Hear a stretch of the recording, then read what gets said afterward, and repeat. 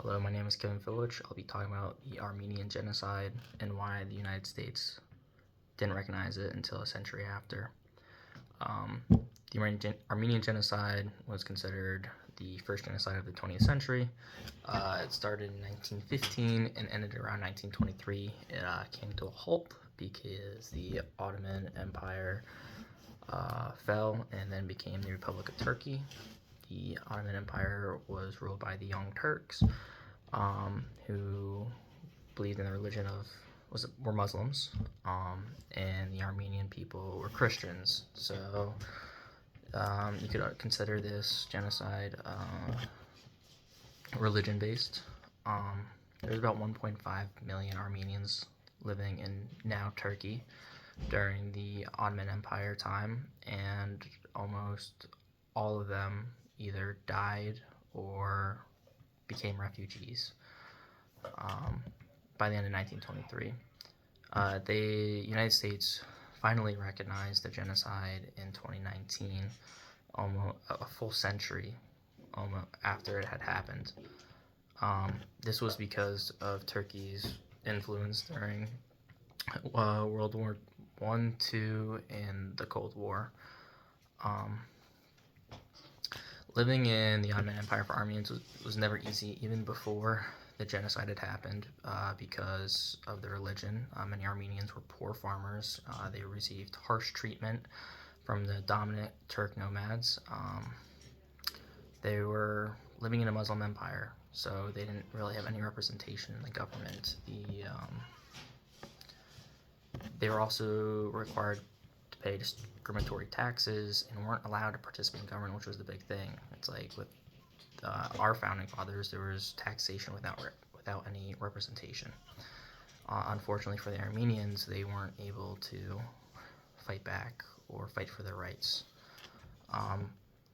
Even before the genocide from around 1876 to 1909, a series of massacres occurred to frighten the Armenian people so that they wouldn't fight back, they wouldn't fight for their rights. And then in the spring of 1915, the Ottoman government began deportation of the Armenian people.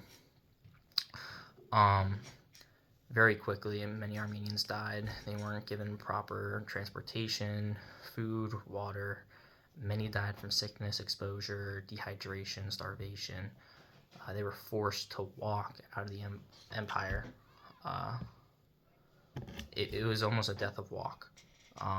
Along the walks, the Armenian children were kidnapped from their families, and the Young Turks forced Muslim beliefs onto the children and changed them into the Muslim religion. Not only that, the Ottoman Empire had these gang of butchers that were there to kill the Armenians. Their whole job was just to kill them as brutally as possible in front of their friends and family. It was a cruel and horrible manner in which it had happened. So, despite the clear evidence, the United States failed to recognize the Armenian Genocide until 2019, as I said. Turkey was a powerful ally for the Central Powers, and due to its location between the Middle East and Russia, it was a key NATO ally, an important United States ally, especially during the Cold War. It hosted military bases, it limited Soviet Navy operations in the Mediterranean, provided even economic aid to the United States. Turkey used that leverage so that its allies would look over the genocide that had happened. That begs the question, why did the United States finally recognize it? Well, the cardinal truth is that Turkey just became less important and we didn't need them as much after the war had ended. So as they became a less strong ally, we just decided that we would teach about it now. So a century silence, it begs the question of moral ethics, of why we didn't. It was just because of political power. We let millions of people die just for some political power. We were more concerned with America than people in general, and that's why there was a century of silence.